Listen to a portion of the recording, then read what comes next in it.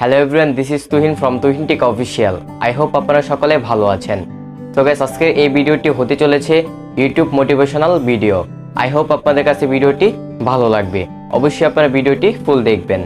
আমাদের সবার লাইফে এমন একজন পার্সন থাকে যাকে আমরা সব থেকে বেশি টাইম দিই। আমি মানলাম এজ এ হিউম্যান আমাদের সবাইকে টাইম দেওয়া উচিত বা হেল্প করা উচিত। বাট এখানে একটি কোয়েশ্চেন থেকে যায়। কোয়েশ্চেনটি হচ্ছে, আপনি যে তাকে এত সাপোর্ট করছেন বা হেল্প করছেন, আপনার বিপদে কি সে সাপোর্ট করবে বা হেল্প করবে তেমনভাবে? যদি আপনার অ্যান্সার হয় এস, তাহলে আমি বলবো good luck man, you are absolutely fantastic job. যদি আপনার আনসার হয় নো, তাহলে আমি বলবো আপনার নিজের পায়ে নিজেই কুড়াল মারছেন এবং আপনার সেলফ রেসপেক্টটাকে ভেঙে ফেলছেন। সেলফ রেসপেক্ট অর্থাৎ আত্মমর্যাদা, এই বিষয়টা আপনারা সবাই জানেন, কিন্তু আপনারা তাও ভুল করে বসেন। একটি কথা আপনারা সবসময় মাথায় রাখবেন, পৃথিবীতে আপনাকে সব থেকে বেশি ভালোবাসবে বাবা এবং মা। এই দুইজন ছাড়া আপনাকে কেউ ভালোবাসবে না এবং আপনার ভালো চাইবে না। এটা আমি খাতা কলমে লিখে দিতে পারবো। কিন্তু ফ্যামিলি মেম্বার, ফ্রেন্ড, ওরা কি দোষ করছে? ওরা একটি নির্দিষ্ট সময় পর্যন্ত আপনাদের সাথে থাকবে বা পাশে থাকবে, তারপরে নিজেদের মতো চলে যাবে। ফ্যামিলি মেম্বার, ফ্রেন্ড একটি নির্দিষ্ট সময় পর্যন্ত থাকবে, তারপর সবাই চলে যাবে। এটা আপনাদের মেনে নিতে হবে। সাপোজ আপনি একটি ছোট পদের চাকরি করেন, সেখানে আপনার বেতন অনেক কম এবং অনেক স্ট্রাগল করতে হয়।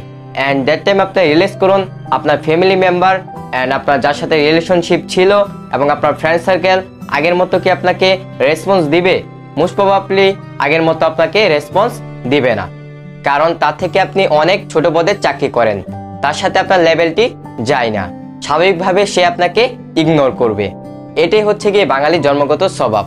আমরা করব, আপনিও করবেন, সবাই করবে, কারণ সে আপনার থেকে ছোট পদের চাকরি করে। কারণ এটা সবার প্রতি একটি সেন্স রয়েছে। হ্যাঁ, আমি মানলাম আপনি ভালো কাজ করছেন।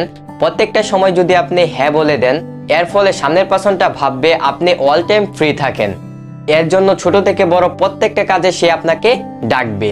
আপনি পৃথিবীতে আসেন নাই অন্য মানুষকে খুশি করতে, আপনি পৃথিবীতে আসেন নাই অন্য মানুষকে প্লিজ রাখতে। আপনারও একটি ড্রিম রয়েছে, আপনারও একটি ইচ্ছে রয়েছে, সেটার প্রতি আপনাদের ফোকাস দিতে হবে। তাহলে আপনি জীবনে কিছু করতে পারবেন।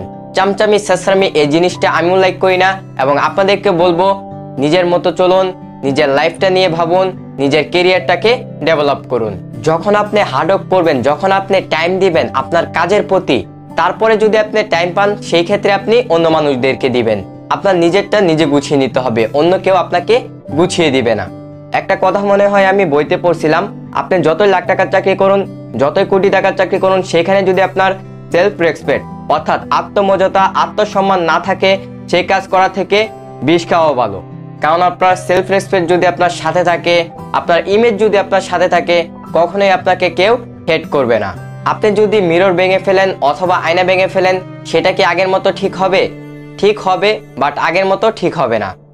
সেম ভাবে আপনার ইমেজ বজায় রাখতে হবে, সেলফ রেসপেক্টের উপরে ফোকাস দিতে হবে, যেন আপনার সেলফ রেসপেক্ট কোনোদিনই ড্যামেজ না হয়। একবার যদি ড্যামেজ হয়ে যায়, তাহলে আপনি শেষ। আর যতদিন আপনার সাথে সেলফ রেসপেক্ট আছে, ততদিনে আপনি লাইফে সাকসেস অর্জন করতে পারবেন।